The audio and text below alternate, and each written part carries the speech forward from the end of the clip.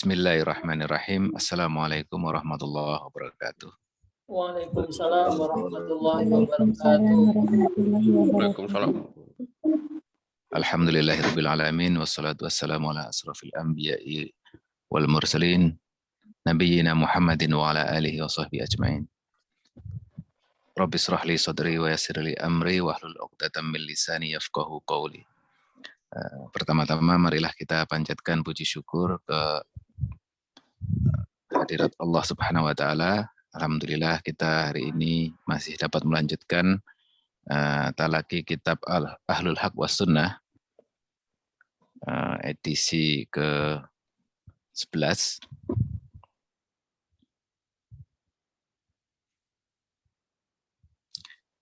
Dengan topik yaitu nazar dalam kacamata filsuf Muslim Ibnu Rushd, komparasi dengan nazar dalam matan HPT Muhammadiyah.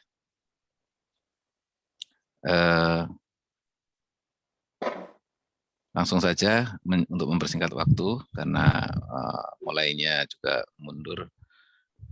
Monggo Ustadz untuk dimulai. Silahkan. Bismillahirrahmanirrahim. Assalamualaikum warahmatullahi wabarakatuh. Waalaikumsalam. Sayyidina wa maulana Muhammadin wa ala alihi wa sahbihi ajmain, amma ba'du. Puji syukur kehadirat Allah Subhanahu wa taala. Pada kesempatan kali ini kita masih bisa ngaji bareng, menelaah, mencoba mencari ilmu, mudah-mudahan mendapatkan barokah dari Allah Subhanahu wa taala. Salat dan salam semoga tetap tercurahkan kepada junjungan kita Nabi Muhammad sallallahu alaihi wasallam. Jamaah sekalian yang kami hormati, pada pertemuan yang lalu dan sebelumnya, pada ini pertemuan yang ketiga, kita masih membahas terkait dengan nadhar. Pada pertemuan yang pertama terkait nadhar saya sampaikan mengenai makna nadhar, kemudian pendapat nadhar menurut para ulama kalam dan juga para filsuf. Kemudian pada pertemuan yang lalu saya sampaikan terkait dengan nazar dari buku Faslul Maqal karya Ibnu Rushd. Sementara saya tidak memberikan pandangan terkait dengan nazar karya ulama kalam karena buku-bukunya sudah saya kirim ke Indonesia, jadi saya sudah kosong, tinggal beberapa buku persiapan pulang.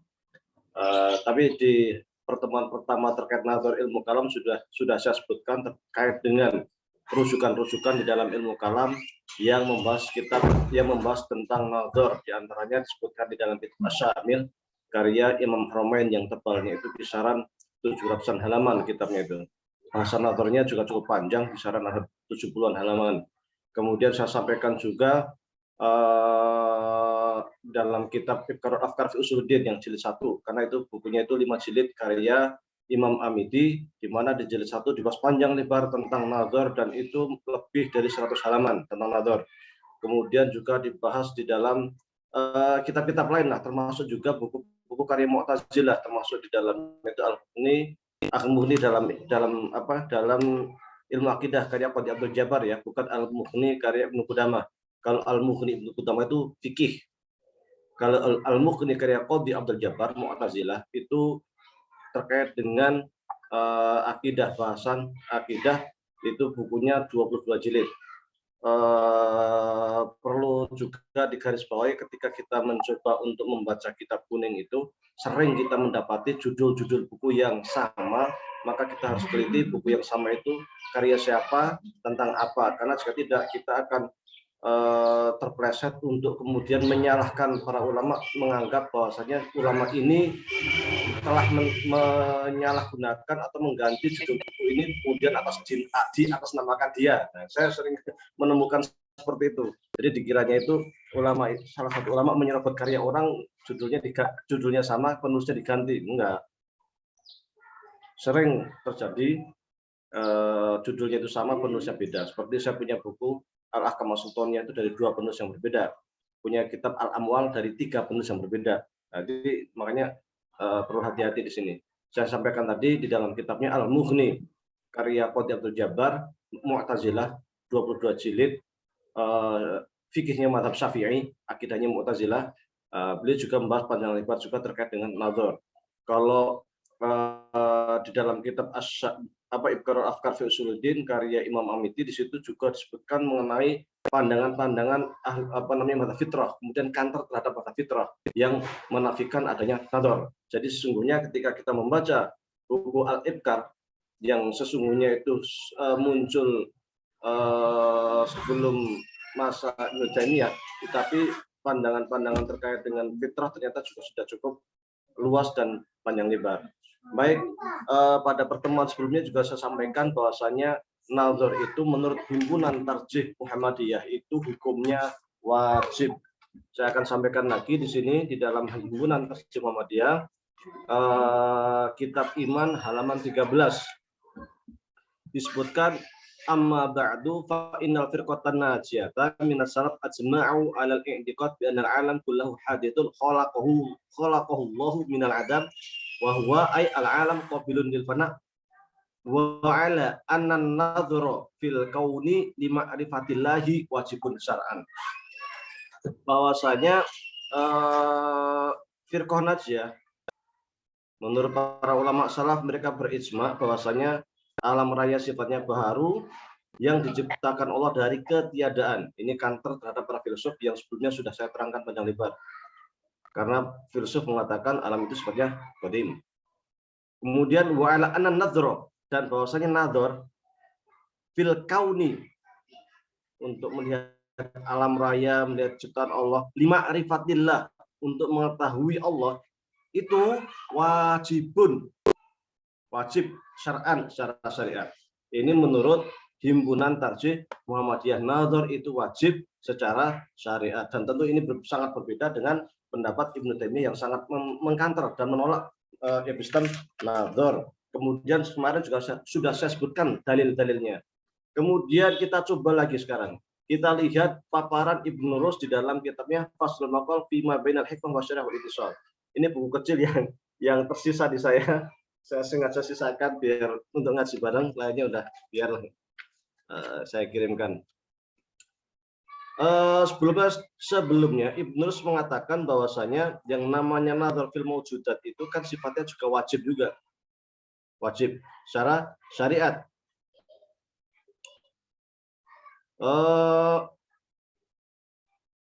Sebentar. Wa kana syar'u qad nadaba ila i'tibaril mawjudat wa hatta 'ala dzalik fa bayyana anna ma yadullu 'alaihi hadzal ismu imma wajibun bi syar'i wa imma mandubun ilaihi. Jadi yang namanya nadhar itu menurut Ibnu Rus bisa jadi nadab atau wajib. Fa amma anna syar'a da'a ila i'tibaril mawjudat bil aqli wa tatatallab ma'rifataha bihi fa dzalika bayyinun fi ghairi ma ayatin min kitabillah ta'ala.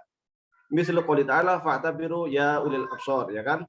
Jadi secara syariat itu maksudnya adalah ketika kita melihat kepada ayat-ayat Al-Quran, kita akan menemukan banyak sekali ayat-ayat yang menyeru kepada kita supaya melakukan nazar, seperti ayat fa'tabiru ya ulil absar. Fa'tabiru itu ambillah iktibar, dan beriktibar maksudnya di sini adalah nazar. Kemudian ada ayat lain, wahadha nassun, nah ini lihat, wahadha nassun ala wujubi isti'malil qiyas al-aqli au al-aqli wa syar'i ma'an. Ayat ini menunjukkan mengenai wajibnya kita menggunakan qiyas akli dan qiyas syar'i secara bersamaan. Sebelumnya pernah saya sampaikan yang dimaksud qiyas akli ini bisa ada dua macam. Yang pertama adalah qiyas Aristoteles yang terdiri dari dua bahasan, yaitu bahasan at-tasawurat wa tasdiqat. At-tasawurat itu nanti akan menuntun kita bagaimana kita membuat sebuah definisi supaya definisi itu jami' mani, supaya definisi itu bisa sesuai dengan yang didefinisikan. Kemudian nanti akan bahas tentang kias. Nanti kias itu akan dibagi menjadi dua, kias istisnai sama kias iktironi. Itu nanti dalam bahasan kias akli. Yang pertama, yang kedua, kias yang kedua itu adalah penelitian empirik melalui bisa laboratorium atau lain sebagainya. Dan ini juga dikenal di dalam karya-karya ulama kita seperti Ibnu Sina, seperti para astronom kita yang waktu itu mereka mempunyai laboratorium khusus untuk melakukan berbagai macam penelitian. Penelitian itu nanti akan menghasilkan sebuah konklusi, sebuah hasil yang dapat dipertanggungjawabkan secara ilmiah. Yang kedua, al-aqli wasal iman atau qiyas syar'i, itu maksudnya di sini adalah qiyas usul fikih, di mana qiyas usul fikih itu dibangun atas 4 rukun. Yang pertama al-aslu, yaitu adanya nas di dalam Al-Quran dan Sunnah. Yang kedua itu al-far'u, yaitu cabang ataupun sesuatu yang akan dikiaskan. Yang ketiga al-hukmu, yaitu ketentuan hukum yang ada di dalam Al-Quran dan Sunnah. Dan yang keempat adalah al-illah atau ilat hukum. Karena ilat itulah nanti yang akan menentukan apakah suatu cabang yang akan dikiaskan itu sesuai atau tidak. Maka ilat sering disebut dengan istilah wasfun mundhabitun. Wasfun punya ciri-ciri yang memang mirip sehingga sesuatu dapat dikiaskan. Di dalam ayat lain dikatakan awalam yang duru fi malakutis samawati wal ard. Apakah kalian itu tidak melihat yang duru? Nah, dari kata-kata ini istilah nazar baik di dalam HPT, di dalam istilah-istilah ulama kalam ataupun di dalam istilah para filsuf. Sebenarnya buku ini, buku Faslul Maqal ini mewakili nazar versi para filsuf. Karena memang ada sedikit perbedaan tetapi tidak terlalu banyaklah perbedaan nazar antara filsuf dengan mutakallim. Awalam yang duru fi malakutis samawati wal, apakah kalian itu tidak melakukan nazar, merenungi alam raya ciptaan Allah? Apakah kalian itu tidak melakukan penelitian ilmiah terkait dengan alam raya sehingga kalian itu dapat mengakui mengenai Tuhan sebagai zat pencipta alam raya? Jadi nazar di sini sesungguhnya apa yang ada di majelis tarjih itu, di HPT itu mendorong kita untuk melakukan penelitian-penelitian ilmiah supaya kita itu sesuai dengan tugas manusia di muka bumi, yaitu menjadi khalifah, menjadi wakil Tuhan untuk membangun peradaban. Maka di dalam surat Al-Baqarah disampaikan bahwasanya setelah Allah menciptakan manusia itu dan ditugaskan menjadi khalifah di muka bumi, maka bekal utama yang diberikan kepada Nabi Adam adalah ilmu. Wa'allam Adam al-asma' kullaha tsumma aradu 'alal malaikah dan sebagainya. Jadi wa'allam Adam al-asma', ilmu pengetahuan. Ilmu pengetahuan itu merupakan salah satu bekal kita untuk melakukan nazar. Maka kalau kita menggunakan epistemologi nazar ini, semestinya umat Islam itu tidak terbelakang. Semestinya umat Islam itu tidak terbelakang dari semua sisi ilmu pengetahuan. Karena memang sudah mendorong untuk itu. Baik para filsuf, baik para ulama kalam, itu semuanya mendorong kita untuk melakukan nazar. Bahkan nazar dikatakan wajib. Melakukan penelitian ilmiah, baik di dalam hal-hal yang sifatnya itu astronomi dan lain sebagainya, itu wajib. Wajib itu sesuatu yang harus dilakukan. Kalau di dalam kitab Ihya Ulumuddin bab iman, bab ilmu, itu dikatakan bahwasanya terkait dengan ilmu eksakta itu wajib kifayah. Artinya ketika ada orang yang sudah terjun di sana, maka umat Islam tidak berdosa. Tetapi ketika tidak ada yang terjun di sana, tidak ada yang belajar matematik, tidak ada yang belajar fisika, tidak ada yang belajar kimia, maka seluruh umat Islam di wilayah itu atau di negara itu semuanya berdosa. Karena itu wajib, dan wajibnya ini bukan akli, bukan akal, bukan karena kita ini berlandasan logika kita, karena kita membutuhkan sesuatu, bukan. Tetapi justru syariatlah, Al-Quranlah, sunnahlah yang mewajibkan kita untuk melakukan nazar itu, untuk melakukan penelitian ilmiah itu. Beda dengan orang barat yang hanya mengandalkan akal, yang mereka itu melakukan penelitian ilmiah, memang pijakan utama itu akal. Kita tuh akan maju, kita harus begini, kita harus begini. Kita itu sebenarnya umat Islam itu lebih kuat. Yang memerintahkan kita untuk melakukan penelitian ilmiah itu langsung dari Al-Quran. Ayatnya jelas, apakah kalian itu tidak melihat alam raya, tidak melihat langit dan bumi, untuk kemudian kalian itu memanfaatkannya, untuk kemudian kalian itu melakukan penelitian ilmiah, supaya kalian itu bisa maju demi kemaslahatan manusia, supaya kalian itu bisa membangun peradaban yang itu merupakan tugas manusia di muka bumi. Maka nazar ini sesungguhnya menjadi sebuah ciri khas teknologi atau ilmu pengetahuan Muslim, di mana ilmu pengetahuan umat Islam itu sesungguhnya tidak sekuler. Ada nilai yang dibangun dalam pengetahuan keislaman, yaitu nilai ketuhanan. Nilai ketuhanan maksudnya apa? Bahwasanya kita belajar ilmu, belajar teknologi, itu ada tujuan yang ingin kita capai. Yaitu tujuan utamanya adalah mencapai atau untuk beribadah kepada Allah Subhanahu wa Ta'ala sebagai wujud pengakuan kita bahwa di sana ada Sang Pencipta. Maka tidak ada ilmuwan Muslim zaman dulu itu kok ateis, itu nggak ada. Nggak ada teori-teori yang ateis, itu nggak ada. Karena ilmu itu ada basis nilai ketuhanan. Maka kalau ada istilah manusia dari kera, ada istilah energi itu tak tercipta, sifatnya azal, itu nggak akan diterima di dalam pemikiran Islam. Dan yang namanya islamisasi ilmu pengetahuan itu sesungguhnya adalah islamisasi nilai, bukan kemudian ilmu pengetahuan yang ada di barat kita telan mentah-mentah, kita kasih ayat Al-Quran itu islamisasi. Oh salah, itu bukan islamisasi, itu sekedar gotak-gatik saja. Karena yang disebut dengan islamisasi ilmu pengetahuan sesungguhnya adalah merubah nilai yang ada di dalam ilmu pengetahuan yang sebelumnya sifatnya itu sekuler menjadi sebuah ilmu pengetahuan yang punya nilai ketuhanan.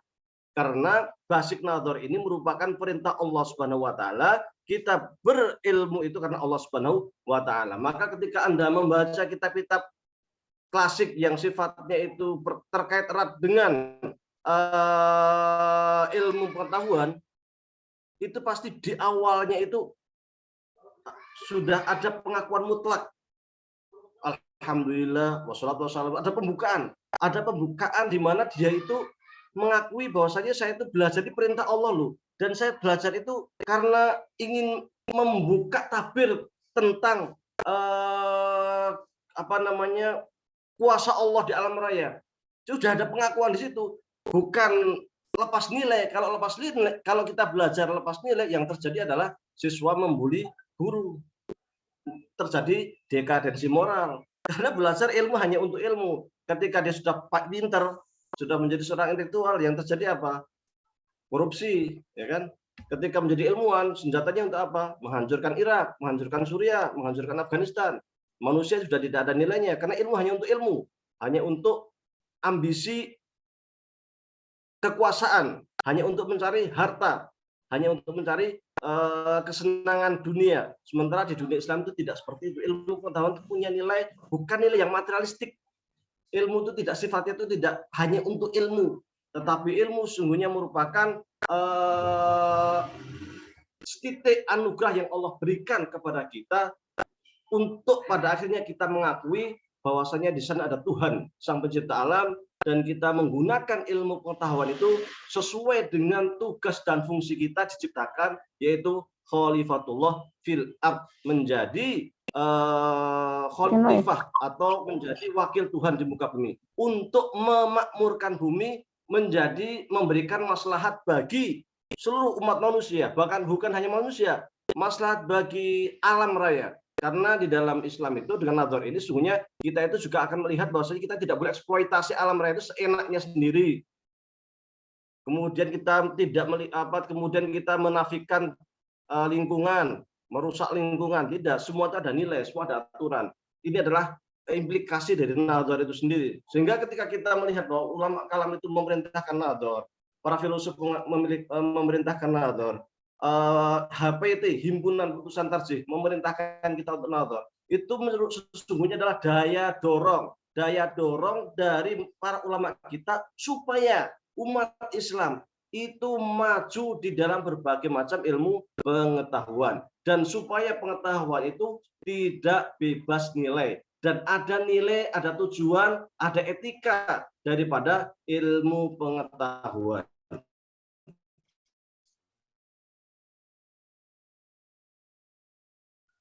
Awalam yang duru fi malakutis samawati, melakukan nadhar, melakukan penelitian ilmiah terhadap berbagai macam penciptaan Allah yang ada di langit dan bumi, serta apapun yang menjadi ciptaan Allah Subhanahu wa Ta'ala. Wa hadza nassun bil hathi ala nadhar fi jami'il mawjudat. Ayat ini menurut Ibnu Rus itu merupakan dorongan untuk kita itu melakukan nazar, untuk kita melakukan penelitian ilmiah, untuk kita membongkar, mencari ilmu, pengetahuan fi jami'il mawjudat terhadap berbagai macam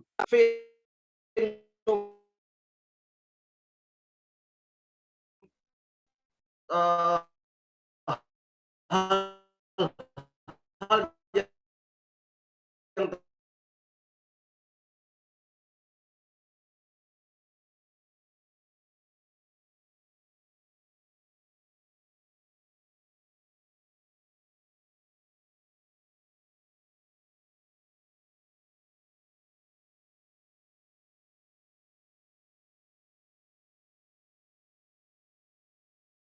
yang dia bisa binasa. Ini namanya mungkinul wujud. Yang ketiga mustahil wujud, yang tidak mungkin ada sama sekali. Karena Allah sudah stempel lah istilahnya, bahwa sesuatu itu tidak akan ada. Itu namanya mustahilul wujud. Wa'lam, yang dimaujudan di sini yang dimaksud oleh Ibnu Rus adalah kita merenungi sifatnya itu alam raya, yang sifatnya itu mungkinul wujud. Wa'lam wa a'lam Allah taala anna mimman khassahu bihadzal ilmi wa syarrafahu bihi Ibrahim alaihissalam. Faqala ta'ala wa kadzalika nuri Ibrahim malakutas samawati wal ardh. Kemudian Allah juga memberikan contoh lah gampangnya terkait kewajiban nazar. Jadi nazar itu sudah dilakukan oleh siapa? Oleh Nabi Ibrahim ketika Nabi Ibrahim itu melihat alam raya waktu itu. Waktu itu Nabi Ibrahim masih kecil tetapi sudah memberikan contoh bagaimana beliau seorang nabi melakukan nazar. Wa kadzalika nuri Ibrahim malakutas samawati, dan demikianlah kami perlihatkan atau kami contohkan di mana Nabi Ibrahim itu merenungi terkait dengan langit dan bumi serta apa-apa yang menjadi ciptaan Allah Subhanahu wa taala. Di ayat lain dikatakan, afala yanzuruna ilal ibli kaifa khuliqat. Ayat ini disebutkan juga di dalam HPT bab iman.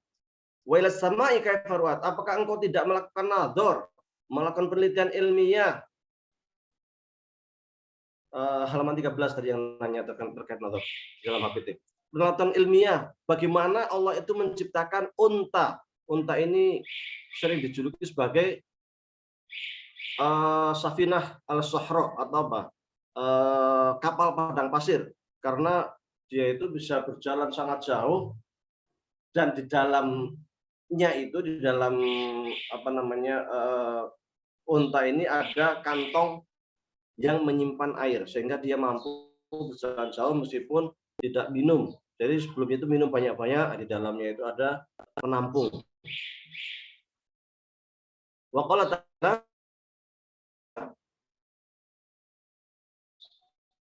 wa ilas sama'i kaifa rufi'at, bagaimana langit ditinggikan. Mana orang-orang itu melakukan pemikiran, memikirkan, merenungi, melakukan ilmiah untuk mengetahui menyingkap apa yang ada di langit dan ada di bumi. Ila ghairi minal ayat aladillatu kasratu, dan banyak sekali menurut Ibnu Rus ayat-ayat yang memberikan dorongan kita untuk melakukan nazar.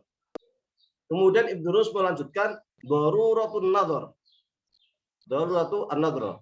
Jadi pentingnya atau daruratnya, pentingnya kita melakukan nazar. Wa idza taqarra anna syar'a qad aujaba an-nazara bil aqli fil mawjudat wa i'tibariha wa kana al-i'tibaru laysa syai'an aktsar min istinbatil majhuli minal ma'lumi wa istikhrajihi minhu. Kalau kita lihat tadi jelas-jelas yang namanya syariat, anna syar'a qad aujaba an-nazar, bahwasanya syariat itu telah mewajibkan kita untuk melakukan nazar. Tuh kan? Syariat telah mewajibkan nazar. Tadi saya baca ulang tuh di HPT. Di HPT saya baca ulang halaman 13 yang punya HPT. Wa ala anna nazar fil kauni lima arifatini wajibun syar'an. Tuh, bahwasanya melakukan nazar fil kaun dengan melihat alam raya ciptaannya untuk ma'rifatullah itu sifatnya wajib secara syariat. Itu dalam HPT bab iman. Jadi apa yang disampaikan HPT itu ya sama juga yang disampaikan Ibnu Rus, sama juga yang disampaikan oleh para ulama kalam baik dari kalangan Mu'tazilah, Asy'ariyah ataupun Maturidiyah dan sebagainya. Kecuali Wahabiyah yang memang mereka menolak nazar dan memberikan kritikan tajam terhadap para ulama yang menggunakan epistemologi nazar. Dan mereka punya epistemologi sendiri, membangun epistemologi sendiri yang saya sebut di dalam buku saya dengan istilah epistemologi fitrah. Wa kana i'tibaru laisa syai'an akthar min istinbatul majhul minal ma'lum. Jadi yang namanya nazar itu, penelitian ilmiah itu tujuannya sungguhnya adalah untuk mencari ilmu pengetahuan yang sebelumnya kita itu nggak tahu. Kalau sudah tahu kan tinggal memastikan. Tapi nazar itu terus menerus karena yang namanya ilmu Allah itu tak akan pernah habis. Sejak kita lahir sampai kita meninggal, sampai generasi datang lagi sampai hari kiamat, yang namanya ilmu Allah itu tak akan pernah habis. Bagikan lautan, kasih 7 lautan lagi, semua nggak akan pernah habis. Lautan jadiin tinta, seluruh dedaunan jadiin sebagai tempat menulis, tak akan pernah habis. Makanya yang namanya nazar itu berlaku secara terus-menerus. Yang namanya penelitian ilmiah itu berlaku secara terus-menerus untuk apa? Untuk istimbatul majhuli minal ma'lumi, kata Ibnu Rus. Untuk mengetahui sesuatu yang belum kita tahu, supaya kita tahu. Dan kita akan ada aja yang kita nggak tahu. Akan muncul rahasia baru, muncul rahasia baru. Sehingga kita menjadi tahu. Kalau sekarang lah yang paling sederhana, ya COVID. COVID kan sebelumnya kita nggak tahu. Para ilmuwan masih meneliti untuk membuat apa istilahnya itu obatnya atau apanya lah, ya kan, vaksinasinya dan sebagainya. Untuk mengetahui bagaimana karakternya ini ya macam-macam. Ini kan sesuatu yang tidak tahu. Ini sebenarnya mestinya umat Islam yang lebih gerak duluan, karena kita itu perintah untuk melakukan nazar itu sudah ada dalam Al-Quran. Dan ulama kita seperti Ibnu Rus, seperti Imam Haromen, seperti Imam Ghazali, bahkan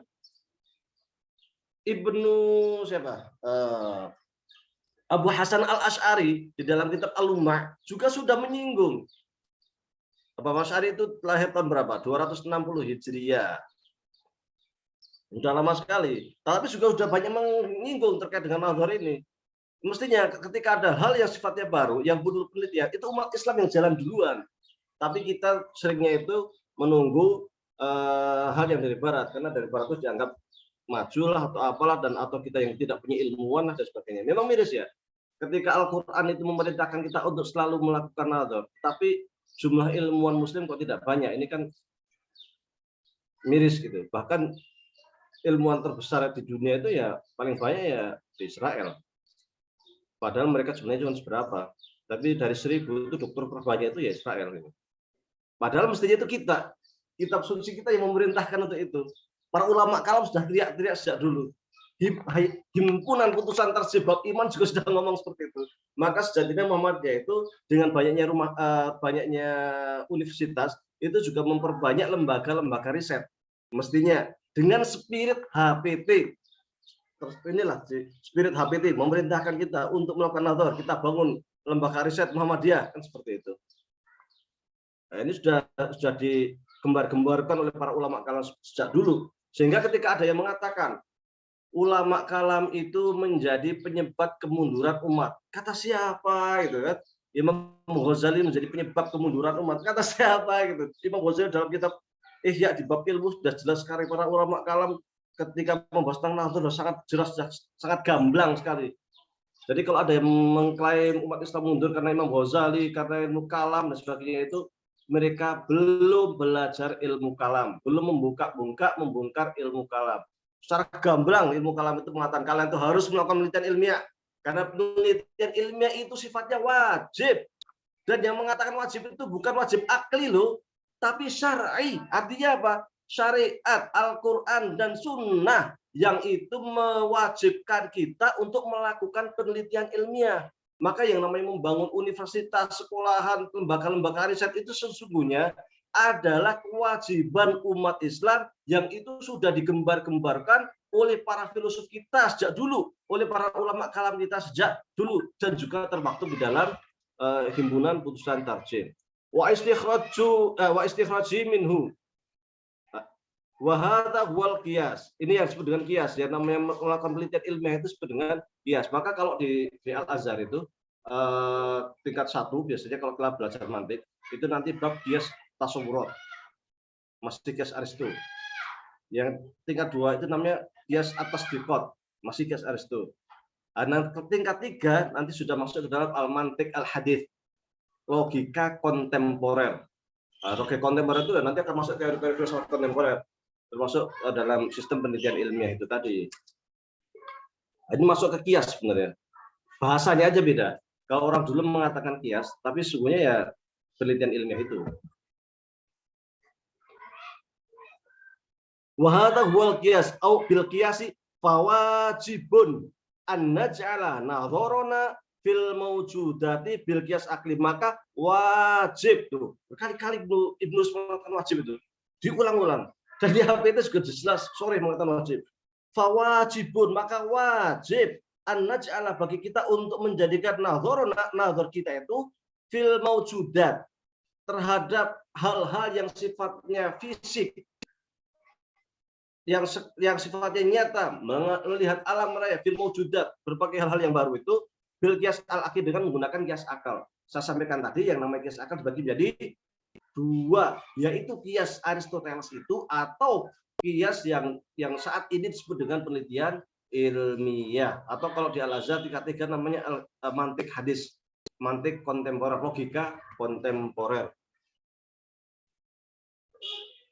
Wa bayyinun anna hadan nahwa minan nadhari alladhi ta'ilaihi syar'u wa hatha alaihi wa atammu anwa'in nadhari wa bi atammi anwa'il qiyasi wa huwa musamma burhanan.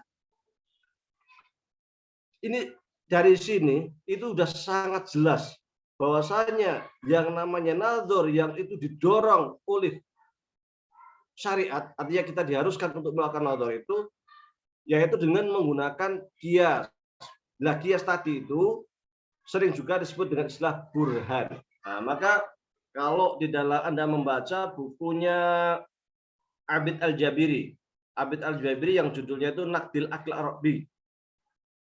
Itu Naqdil Aql Arabi, yang Bunyanil Aql Arabi. Itu membagi epistemologi pemikiran Islam menjadi 3. Yang pertama adalah burhani, yang kedua adalah irfani, dan yang ketiga adalah bayani. Nah, burhan di sini menjadi salah satu epistemologi yang umum digunakan para pemikir Islam terdahulu, dan di Muhammadiyah pun di dalam Majlis Tarjih dan Tasdid, di dalam pemikiran Islamnya juga mengakomodasi istilah burhan, bayan, burhan, irfan ini.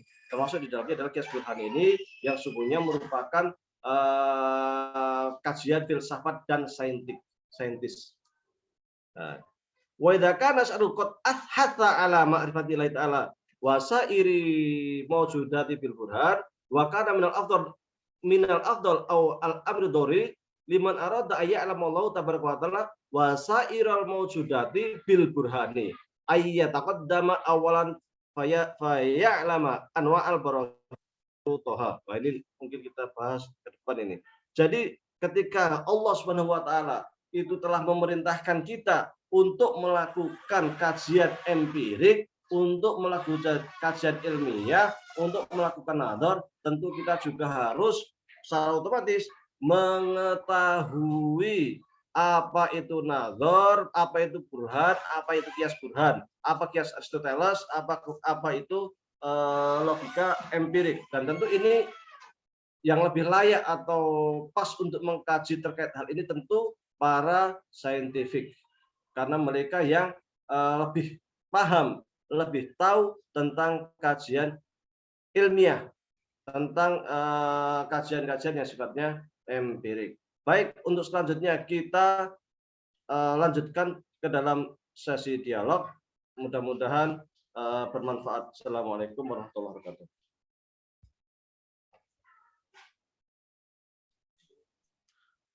Waalaikumsalam warahmatullahi wabarakatuh. Baik, terima kasih Ustadz. Selanjutnya kami persilahkan kepada para jamaah untuk bertanya langsung, diutamakan yang langsung.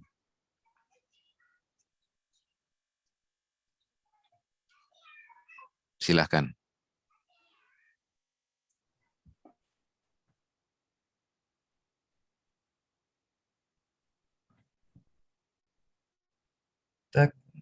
Izin bertanya boleh? Ya, silahkan. Ya, terima kasih. Assalamualaikum. Izin bertanya. Ini apa? Kenapa kok zaman sekarang itu banyak banyak atau Islam itu apa namanya tertinggal gitu. Sedangkan negara-negara Barat atau orang-orang Kristen Katolik itu mereka sangat maju. Itu kenapa ya Ustadz? Terima kasih. Mungkin langsung dijawab, Ustaz. Karena umat Islam kurang mempelajari ilmu pengetahuan, karena pengetahuan itu kunci sebenarnya. Nabi Adam itu pertama kali bekal yang diberikan kepadanya ilmu pengetahuan, wa'allama Adamal asma. Nabi Muhammad sendiri ketika pertama kali mendapatkan wahyu juga terkait dengan pengetahuan. Iqra bismi rabbikal ladzi khalaq. Bahkan waktu perang Badar, para tahanan perang Badar itu mereka dibebaskan dengan jaminan mereka harus mengajarkan ilmu kepada umat Islam Madinah yang waktu itu anak-anak yang tidak bisa membaca dan menulis. Maka ketika umat Islam awal itu menyadari betapa Al-Quran itu mewajibkan, wajib ya, untuk menuntut ilmu, hanya dalam tidak kurang dari 100 tahun umat Islam itu sudah menjadi poros peradaban dunia. Padahal sebelumnya yang namanya Mekah Madinah itu belum pernah ada negara, belum pernah ada kerajaan. Tapi setelah hanya dalam 100 tahun yang namanya Persia itu bisa digulung oleh umat Islam. Yang namanya Romawi itu sudah digerogoti luar biasa. Wilayah umat Islam itu dari Cina sana sampai mana? Andalus. Waktu itu tuh menjadi kekuasaan terbesar di dunia.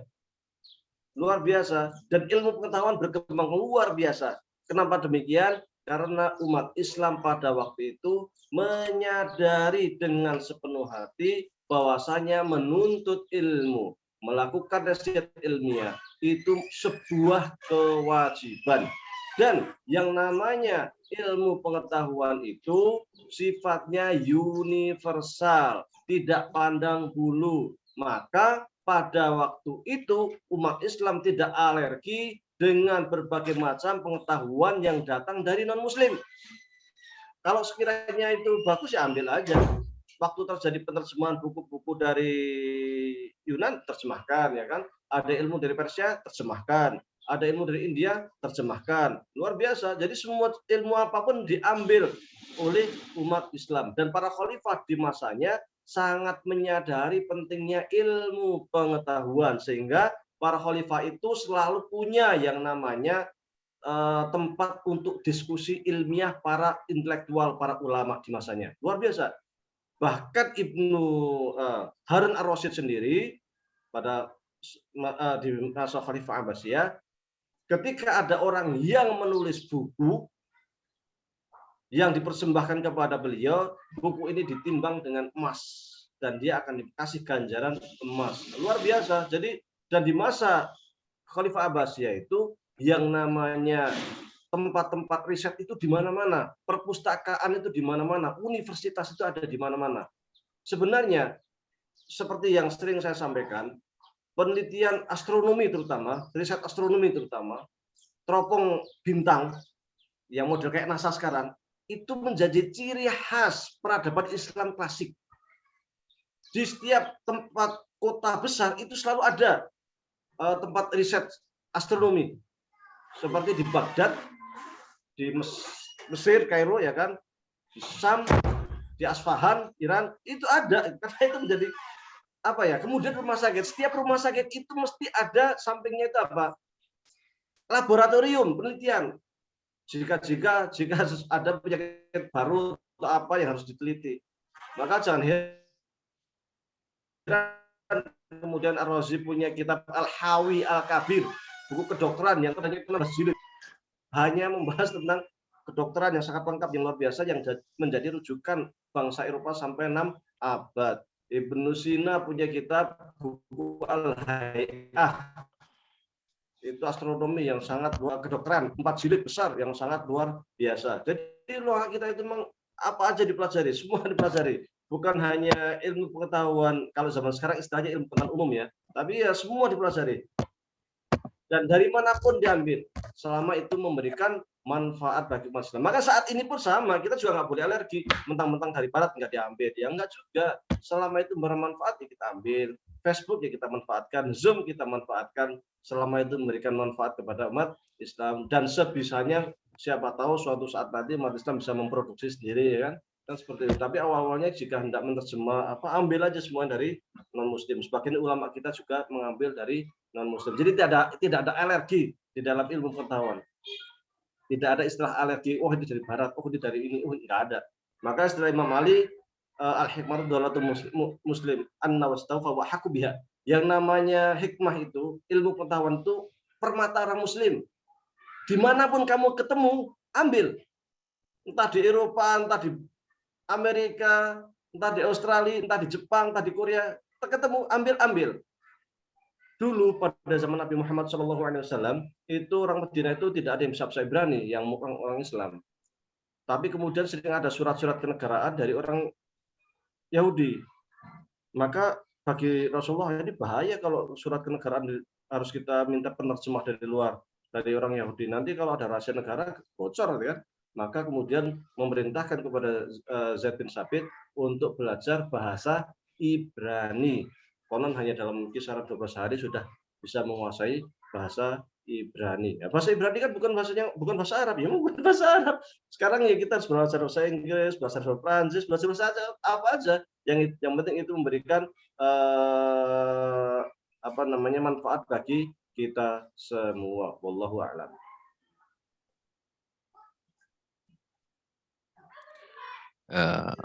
Baik, terima kasih Ustadz.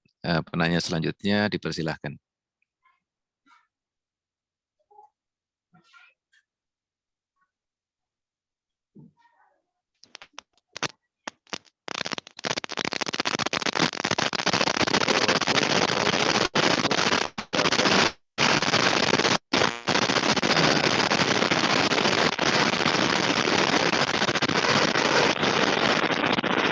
Suaranya kurang jelas, Pak.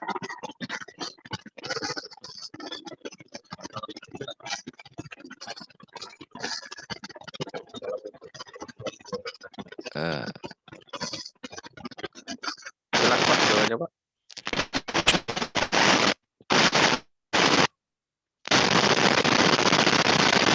Itu jelas ya? Tidak jelas. Berisik, Pak.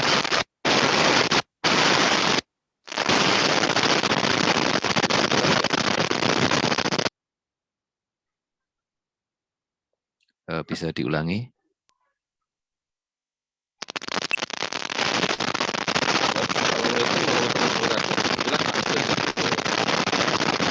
Berisik ya, tidak jelas.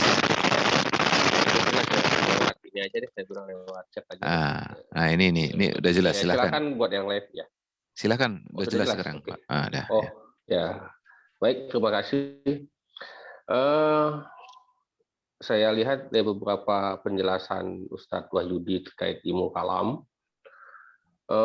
mungkin ada beberapa yang menjadi perhatian ya. Kalau di dalam sejarahnya itu, Imam Hambali itu di zamannya Khilafah Al-Ma'mum pernah di penjara ya atau gimana terkait dengan perbedaan pemahaman masalah teologis. Mungkin jadi pertanyaan saya, Imam Hambali ini Ustadz, pandangan daripada teologisnya apakah sama dengan Imam Abu Hanifah atau gimana? Ataukah seperti yang selama ini kita kenal dengan pendapat teologisnya Ibnu Taimiyah beserta dengan murid-muridnya? Mungkin itu dulu Ustadz Wahyudi. Terima kasih. Salam kenal Ustadz Wahyudi. Assalamualaikum warahmatullahi wabarakatuh. Waalaikumsalam. Silakan Ustaz. Baik. Terkait dengan Ibnu Hambal, pandangan-pandangan ketauhidan atau kalam Imam Ahmad Ibnu Hambal itu sama dengan Imam Syafi'i, sama dengan Abu Hanifah dan sebagainya. Mungkin ada yang bertanya, loh, bukannya Abu Hanifah mengatakan Al-Quran itu bukan makhluk, bukan huruf, bukan suara. Bukannya ada riwayat yang mengatakan bahwasanya Ibnu Hambal itu mengatakan bahwa Al-Quran itu huruf dan suara. Ini kan beda, kan? Di dalam kitab Al-Imannya atau Al-Aqidahnya, Imam Ibnu Hambal hanya mengatakan Al-Quran kalamullah ghairu makhlukin, titik. Tidak menambahi dengan bisautin wa harfin, tidak menambahi dengan kata-kata bahwasanya Al-Quran itu bersuara dan berhuruf. Memang ada riwayat-riwayat yang menyebutkan bahwasanya Al-Quran menurut Imam Ahmad bin Hambal itu bisautin wa harfin. Tetapi menurut Ibnu Taimiyah di dalam kitab Al-Istiqomah, beliau mengatakan seluruh riwayat-riwayat yang menisbatkan kepada Imam Ahmad bin Hambal bahwasanya Al-Quran itu bisautin wa harfin, itu sanadnya atau perawinya imma majhul atau dhaif. Kalau nggak majhul ya majhul itu nggak ketahuan siapa orangnya itu, atau riwayatnya lemah. Dan itu yang ngomong Ibnu Taimiyah dalam kitab Al-Istiqomah.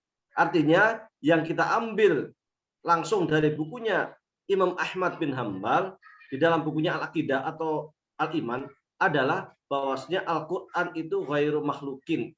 Titik. Ini artinya pendapat Imam Ahmad bin Hambal baik yang dalam ini, karena sering yang diutaati yang ini. Kenapa ini saya tekankan? Karena sering yang diutaati itu adalah terkait hal ini.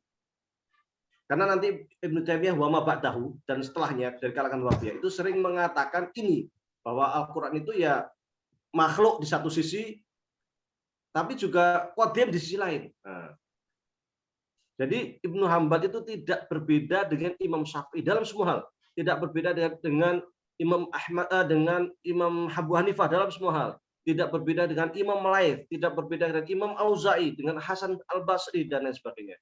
Semua ahlu sunnah wal jamaah itu sama persis, termasuk juga Imam Asy'ari, Imam Maturidi dan lain sebagainya. Itu sama.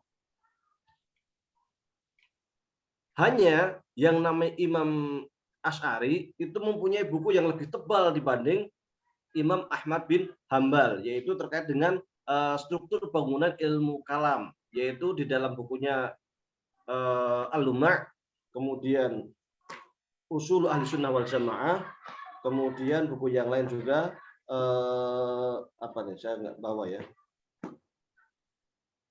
Ar-Raddu apa namanya? Ini adalah Al-Lum'a', ada Al-Ibana. Jadi dia punya 3 buku yang sebenarnya sangat bagus yang menjadi konstruksi ilmu kalam. Yang itu sama dengan pendapatnya Imam Syafi'i, Abu Hanifah dan sebagainya. Hanya Imam Asy'ari itu semacam mengumpulkan, merumuskan, dan dia memberikan tambahannya apa?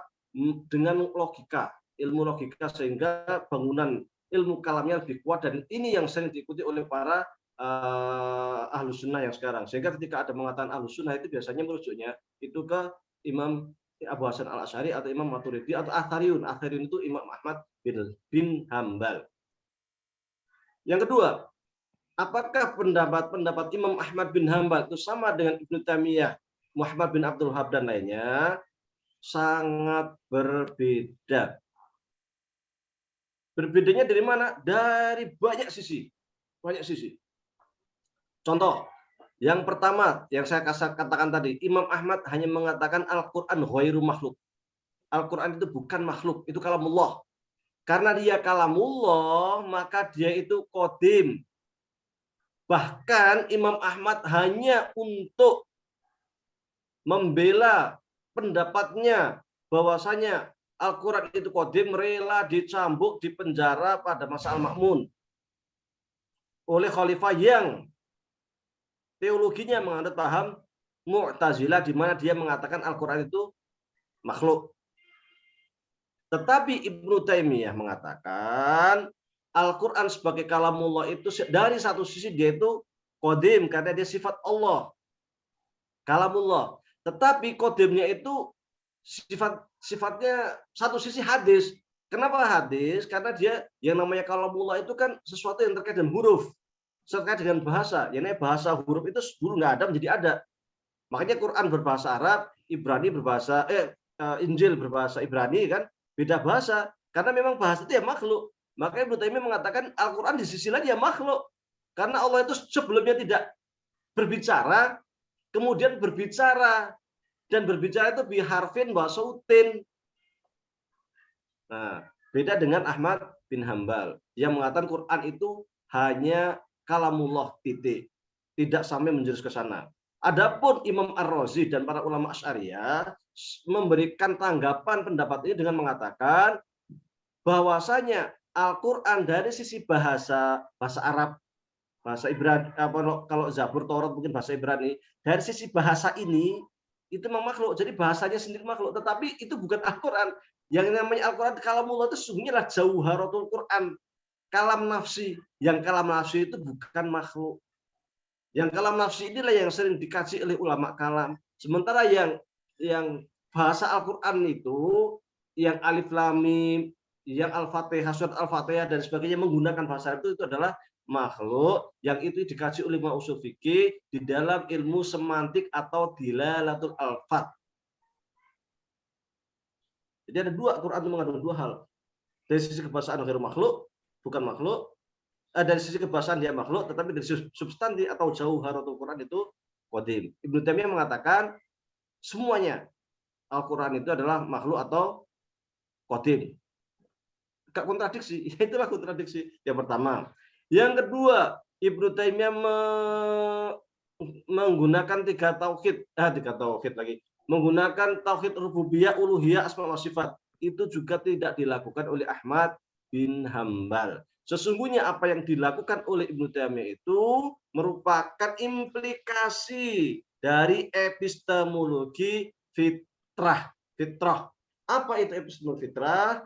Pernah atau sering saya sampaikan bahwasanya menurut Ibnu Taimiyah semua manusia itu sejak di kandungan telah bertuhan. Alastu birabbikum qalu bala. Jadi ketika di kandungan itu sudah disumpah alastu birabbikum qalu bala. Dan secara fitrah manusia bertuhan, maka ketika lahir dia telah bertuhan. Maka ketika wala in sa'altahum man khalaqas samawati wal ardh la yaquluna Allah, ketika engkau tanyakan kepada manusia siapa pencipta langit dan bumi, semua akan mengatakan pencipta langit dan bumi adalah Allah. Sehingga semua manusia itu sesungguhnya bertauhid rububiyah menurut Ibnu Taimiyah. Sementara menurut ulama-ulama ahli sunnah, ya termasuk diantaranya Ahmad bin Hanbal ya, yang namanya manusia itu benar, tidak menafikan bahwasanya manusia itu ketika di kandungan itu telah disumpah, tetapi ketika lahir itu lingkungan bisa membuat dia Yahudi, dia membuat dia itu ateis, membuat dia itu Kristen dan sebagainya. Maka dibutuhkanlah nador itu untuk mengembalikan supaya dia itu kembali kepada agama yang benar. Adapun wala in sa'altahum itu merupakan ayat untuk yang turun untuk orang Quraisy, di mana orang Quraisy waktu itu memang menyembah Allah, mengakui Allah, tetapi juga menyembah selain Allah. Maka disebut musyrik.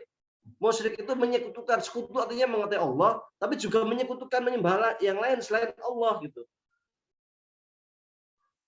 Karena kenapa demikian? Karena di dalam Al-Qur'an juga banyak ayat-ayat lain yang memberikan keterangan bahwasanya ada kok yang namanya orang Dahriyun yang tidak percaya Tuhan. Zaman sekarang orang komunis lah, banyak kok orang komunis tidak percaya Tuhan. Kalau andai kata Ibnu Taimiyah mengatakan bahwa seluruh manusia itu bertauhid rububiyah, enggak juga. Banyak yang enggak ngakui Tuhan malah. Mereka enggak bertauhid rububiyah sama sekali. Sementara menurut Ahlussunnah wal Jamaah, baik uluhiyah, asma wa sifat itu merupakan satu kesatuan yang tak terpisahkan, tidak ada pembagian tauhid. HPT gimana? HPT sama, enggak ada pembagian. Anda mau cari-cari di HPT nggak akan ketemu pembagian tauhid menjadi tiga. Yang ada adalah bisa dilihat al-ahadu fi uluhiyatihi wa sifatihi wa af'alihi. Oh, al-ahadu fi uluhiyatihi wa sifati wa af'alihi. Halaman 14, bab iman. Jadi Allah itu ahad, satu di dalam uluhiyahnya, di dalam sifatnya, di dalam af'alnya, satu-satuan, nggak ada pisah-pisah. Nggak ada kemudian wa tauhid salat anwa. Wahan tauhid itu dibagi jadi 3, yaitu asma wa sifat, kemudian tauhid rububiyah, kemudian tauhid uluhiyah. Ini enggak, implikasinya nanti banyak. Implikasinya diantaranya apa? Diantaranya adalah kemudian akan banyak memasukkan perkara fikih ke dalam perkara akidah. Implikasi lain nanti akan mudah membid'ahkan, mensyirikkan, syirik, bid'ah, dan sebagainya. Itu sungguhnya adalah implikasi lain dari tauhid rububiyah asma wa sifat yang merupakan implikasi dari epistemologi fitrah yang mengatakan manusia dari kandungan itu fitrahnya semua sudah beriman sampai dia lahir sehingga nanti muncul namanya tauhid rububiyah dan lain sebagainya. Yang kedua, yang ketiga terkait nazar. Semua ulama al-sunnah itu mengatakan nazar wajib, tetapi Ibnu Taimiyah justru mengkritik mazhab nazar tersebut dan lain sebagainya. Bisa dicek di video saya sebelumnya. Judulnya itu kalau nggak salah antara Ibnu Taimiyah dan Muhammad bin Abdul Wahab. Di situ saya sampaikan detail-detail terkait dengan perbedaan antara Ibnu Taimiyah dengan Ahmad bin Hambal dan kemudian implikasinya di dalam sosial bermasyarakat dan kemudian nanti munculnya Muhammad bin Abdul Wahab. Wallahu a'lam. Baik, terima kasih Ustadz. Pertanyaan selanjutnya dari Bapak Sapuan, apakah berkenan bertanya langsung?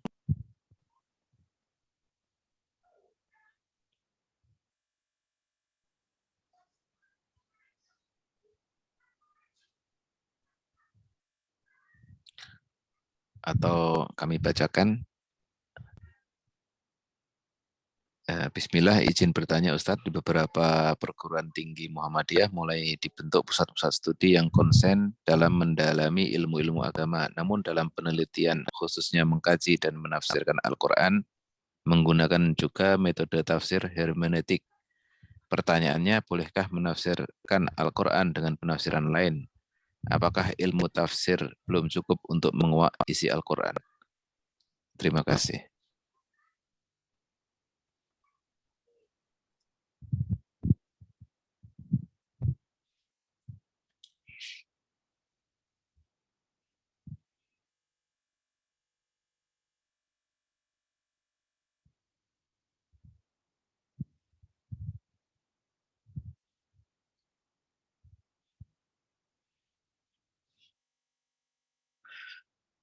Mohon menunggu sejenak, Ustadz mungkin tidak sengaja live.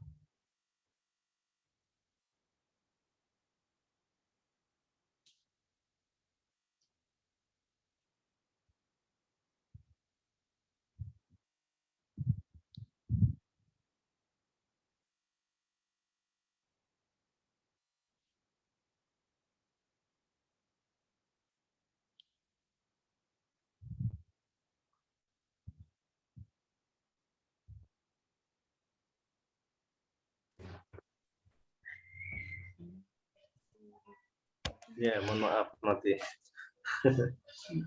Terkait hermeneutika ini sebenarnya sudah saya tulis dalam buku saya Menggugat Fikih Kebinekaan. Di situ panjang lebar saya memberikan tanggapan atau counter terhadap orang-orang yang mencoba melakukan tafsir Al-Quran melalui pisau analisis hermeneutika. Sesungguhnya begini, hermeneutika itu kan filsafat bahasa sesungguhnya. Filsafat bahasa yang muncul abad 18 akhir 19 lah ya. Di sana pun sungguhnya tidak kompak karena banyak aliran juga, baik ada yang strukturalis, dekonstruksi dan sebagainya.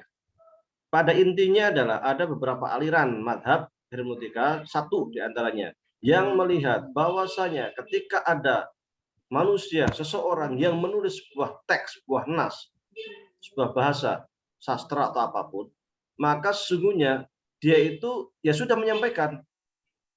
Setelah itu dia sudah dianggap dalam tanda kutip dia mati. Yang punya wewenang mutlak untuk menguak makna daripada teks-teks tersebut adalah pembaca. Karena sungguhnya bahasa itu kan tujuannya kan untuk dipahami. Bahasa itu kan mengandung makna. Nah, makna itu ada di mana? Makna itu ada di pembaca. Maka yang muncul adalah dekonstruksi teks sebenarnya, karena pembaca punya wewenang mutlak untuk memahami apa yang ada di dalam teks. Ini yang juga dipahami oleh Sukidi, salah seorang pemikir Muhammadiyah yang sering menulis di Suara Muhammadiyah. Dampaknya sungguhnya sangat berbahaya, karena ketika pembaca punya wewenang mutlak untuk memahami teks, maka kaidahnya menjadi sangat subjektif, bergantung kemampuan pembaca. Apakah tidak boleh? Ya, kalau untuk teks selain Al-Quran dan Sunnah silahkan. Untuk kajian sastra silahkan, itu hak mereka. Nggak ada masalah. Tetapi jika terkait dengan kitab suci Al-Quran menjadi masalah. Kenapa demikian? Para ulama usul telah meletakkan kaedah-kaedah yang terkait dengan kajian Al-Quran di dalam ilmu usul fikih. Kajian atau metodologi yang ada di dalam usul fikih ini merupakan hasil penelitian para ulama dari kaidah bahasa yang dipakai oleh orang Arab pada umumnya. Karena yang namanya bahasa kapan dan di mana pun itu punya sejarah masing-masing. Sejarah bahasa. Bahasa itu muncul bukan dari ruang waktu kosong, tetapi bahasa muncul dari sosiokultural masyarakat tempatan.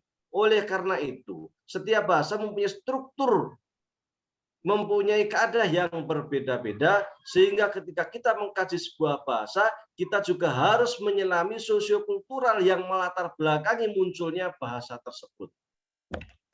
Ketika kita mengkaji Al-Quran yang berbahasa Arab, maka struktur bahasa yang kita gunakan adalah bahasa Arab, termasuk ketika kita mendalami sejarah munculnya bahasa, sosiokultural bahasa, ya harus ke dalam bahasa Arab. Tidak bisa kemudian katakanlah bahasa Inggris ataupun bahasa Perancis ataupun bahasa Indonesia dijadikan sebagai kaidah untuk mengkaji kitab suci yang berbahasa Arab, yang nggak cocok.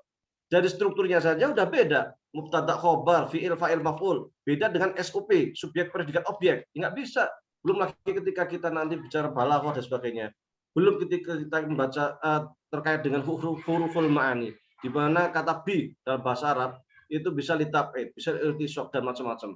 Sehingga ketika berwudu wamsahu bi ru'usikum itu bisa maknanya sebagian kepala, menurut Syafi'iyah bisa seluruh kepala, menurut Hanafiyah hanya karena perbedaan huruf ba.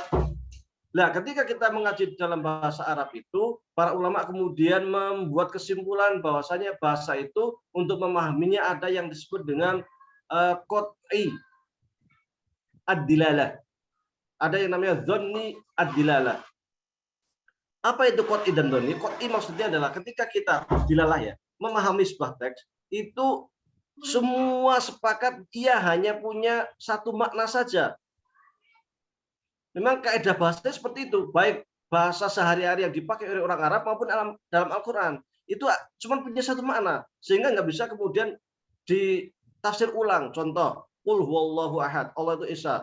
Itu nggak bisa kemudian, oh Allah itu ada dua, ada tiga. Lah kalau kita menggunakan kacamata dekonstruktif, hermeneutika dekonstruktif, yang dimana pembaca mempunyai wewenang mutlak untuk memahami teks, maka kulolohat ya, itu bisa jadi satunya untuk orang Arab itu gimana, satunya orang bisa gimana, itu saja. Ini bahaya jadinya. Jadi nggak ada standar gitu. Sementara dalam usul fikih ada, makanya di dalam usul qat'iyat itu nanti dibagi menjadi tiga. Al-qat'iyat ma yata'allaq bi umuril uluhiyah atau al-ghaibiyat. Qat'iyat yang terkait dengan perkara-perkara ghaibiyat itu pasti ada. Dan tidak boleh ditakwilkan. Semacam Tuhan satu, yaitu satu, ada malaikat, ada jin, ada surga, neraka, nggak bisa. Nggak bisa kemudian kita menafsirkan, oh yang namanya surga itu adalah kebahagiaan dunia, neraka itu adalah kesengsaraan dunia. Nggak bisa. Tapi bagi dekonstruksi, ya sah-sah saja mereka demikian. Mereka punya hak mutlak untuk memaknai kok. Ini kan artinya bisa menghancurkan pemahaman teks Al-Quran. Ini membahayakan. Makanya saya kantor itu di dalam buku saya menggugat fikih kebinekaan, pendapat-pendapatnya Amin Abdullah, Hamid Ilyas, dan Muhammad Azhar yang cenderung sangat hermeneutis. Kalau Sukidi itu sebenarnya lebih berbahaya karena dia sangat dekonstruktif.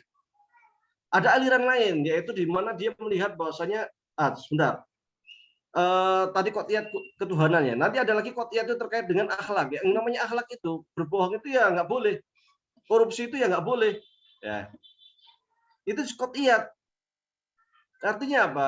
Ketika ada pembaca mengatakan, oh kalau korupsi itu sah karena kondisi sekarang sudah pragmatis dan sebagainya, nggak bisa. Agama nggak mentolerir seperti itu, ya kan?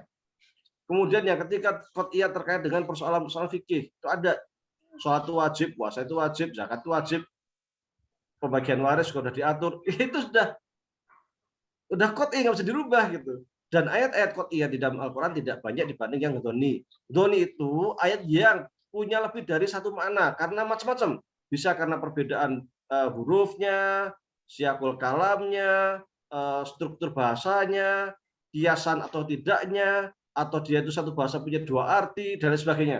Sehingga muncul berbagai macam perbedaan di kalangan para ulama. Dan ini sah-sah saja karena memang bahasa menuntut itu seperti itu. Memang membolehkan secara bahasa. Kalau qat'iyat dari si bahasa nggak membolehin gitu. Ini yang disebut dengan istihad semantik atau dilalatul alfaz. Jadi ada qat'i, ada dhoni. Dan ini nanti akan muncul yang ketiga, al-mas'ud anhu, yaitu sesuatu yang tidak disebutkan secara sharih di dalam Al-Qur'an ataupun as-sunnah. ATM, kemudian metaverse, dan sekarang ya kripto, itu kan tidak ada dalam Al-Quran maupun As-Sunnah. Ini kan butuh istihad. Ini kan al-mas'ud anhu. Jadi jelas standarnya, bukan apa yang kita pahami benar. Nah, ini menjadi persoalan, ini dekonstruktif yang pertama. Yang kedua, ada aliran hermeneutika itu yang selalu melihat bahasa itu dari sejarah munculnya, bahasa atau konteks di mana bahasa itu ada, atau masyarakat tempatan di mana bahasa itu digunakan. Ini sering dimiliki oleh Amin Abdullah. Meskipun kadang-kadang Amin Abdullah juga dekonstruktif juga, tetapi seringnya yang ini, aliran yang melihat bahwasanya bahasa itu muncul karena ruang waktu yang berbeda, sehingga ketika kita orang Indonesia memahami, harus juga melihat konteks masyarakat Indonesia yang berbeda. Sehingga nanti bisa aja hukum waris diartikan berbeda, melihat, oh masyarakat Arab pun dulu begini, di Indonesia kan nggak begini, ya kan? Oh kalau poligami itu kan Indonesia begini, di Arab kan begini, kan gitu. Maka di dalam fikih kebinekaan, Amin Abdullah mengatakan istilah al-qat'iyat itu harus ditinjau ulang. Itu sore sekali ngomongnya. Nah, kalau qat'iyat ditinjau ulang, mau meninjau ulang persoalan ketuhanan, meninjau ulang persoalan surga neraka, alam kubur, sirat, etika, sholat puasa haji, nanti haji bisa di Monas. Ini persoalan ini. Jadi terkait tafsir hermeneutika itu implikasinya kemana-mana. Bisa dikonstruksi teks secara mutlak gitu, menggugurkan kandungan kitab suci. Baik yang alirannya itu dekonstruksi atau strukturalis, sama berbahayanya. Kalau untuk kajian turas Islam silahkan, untuk kajian sejarah silahkan, untuk kajian teks-teks sastra silahkan, tetapi tidak cocok untuk kitab suci Al-Quran dan Sunnah. Karena dampaknya sangat luar biasa. Demikian Allahu a'lam. Baik, terima kasih Ustadz. Mungkin waktunya juga sudah cukup. Sebelum ditutup, mungkin Ustadz bisa memberikan kesimpulan atau closing terkait perbandingan nazar menurut Ibnu Rushd dan menurut matan HPT Muhammadiyah, dilanjut dengan doa. Silahkan Ustadz. Baik, kesimpulannya bahwasanya terkait dengan nazar ini sudah digembar-gemborkan oleh ulama kita terdahulu, dan bahwasanya HPT Muhammadiyah sama juga dengan pendapat para ulama kalam Asy'ari atau lainnya, bahkan juga sama dengan pendapat para filosof yang memerintahkan kita untuk melakukan nazar. Baik HPT ataupun ulama kalam ataupun para filosof semua mengatakan nazar itu sesuatu yang wajib. Dan Ibnu Rushd sendiri mengatakan kewajibannya itu bisyar'i, dengan syariat, sama juga persis seperti yang tertuang di dalam HPT, termasuk ketika HPT menyebutkan kewajiban untuk nazar tentang alam raya, bil kaun, lima rifatillah, itu persis banget teksnya, redaksinya dengan yang di Ibnu Rushd. Itu juga kewajiban. Dalil-dalil yang digunakan di HPT ternyata juga sama dengan dalil-dalil yang digunakan oleh Ibnu Rushd maupun oleh para ulama kalam, yang tentu ini sangat-sangat berbeda ketika kita melihat pendapat Ibnu Taimiyah maupun Muhammad bin Abdul Wahab maupun Syekh bin Bas maupun Syekh Utsaimin maupun Syekh Al-Albani yang justru menolak keras terkait dengan nazar ini. Di sini sebenarnya kita sudah mengetahui kemana arah HPT Muhammadiyah itu. Baik, insya Allah kita lanjut pada kajian mendatang 2 minggu lagi. Mari kita beristighfar. Astaghfirullahaladzim. Alladzi la ilaha illa huwal hayyul qayyum wa atubu ilaih. Astaghfirullahaladzim. Alladzi la ilaha illa huwal hayyul qayyum wa atubu ilaih. Astaghfirullahaladzim. Alladzi la ilaha illa huwal hayyul qayyum wa atubu ilaih. Allahumma shalli ala sayyidina Muhammadin fil awwalin. Allahumma shalli ala sayyidina Muhammadin fil akhirin. Allahumma shalli ala sayyidina Muhammadin fil mala'il a'la ila yaumiddin. Allahumma rabbana taqabbal minna salatana wa siyamana wa ruku'ana wa sujudana wa tadarru'ana wa takhassu'ana wa ta'abbudana wa tammim taqsirana ya Allah rabbal alamin. Rabbana zalamna anfusana wa illam taghfir lana wa tarhamna lanakunanna minal khasirin. Rabbana wa la tahmil alaina isran kama hamaltahu 'ala alladziina min qablina. Rabbana wa la tuhammilna ma la taqata lana bihi wa'fu 'anna waghfir lana warhamna anta maulana fansurna 'alal qawmil kafirin. Allahumma inna nas'aluka ilman nafi'a wa amalan mutaqabbala wa rizqan halalan thayyiban. Allahumma inna na'udzubika min ilmin la yanfa' wa min qalbin la yakhsha' wa min nafsin la tasba' wa min du'ain la yustajab laha. Rabbana atina min ladunka rahmah wa hayyi' lana min amrina rasyada. Allahumma inna nas'aluka salamatan fid din wa 'afiyatan fil jasadi wa ziyadatan fil ilmi wa barakatan fil rizqi wa taubatan qabla al-maut wa rahmatan indal maut wa maghfiratan ba'da al-maut. Allahumma hawwin 'alaina fi sakaratil maut wa najina minan nari wal 'afwa 'inda hisab. Rabbana ighfir lana dzunubana wa li walidayna warhamhum kama rabbayana shighara. Rabbana atina fid dunya hasanah wa fil akhirati hasanah wa qina adzabannar. Shallallahu ala sayyidina Muhammadin wa ala alihi wa sahbihi wa sallam. Subhanaka rabbika rabbil izzati amma yasifun wa salamun ala mursalin walhamdulillahi rabbil alamin. Alhamdulillahirabbil alamin. Terima kasih Ustadz atas materi kajian talaki kitab Ahlul Haq wa Sunnah kali ini, dan juga terima kasih kepada jamaah sekalian yang menyimak hingga akhir. Kita bertemu insya Allah 2 pekan lagi. Kami tutup. Nasrum minallah wa fathun qarib wa basyiril mu'minin. Wassalamualaikum warahmatullahi wabarakatuh. Waalaikumsalam warahmatullahi wabarakatuh.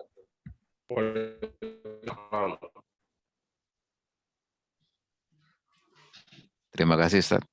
Ya, sama-sama, mudah-mudahan bermanfaat. Yeah. Alhamdulillah, bisa continue. Yuk,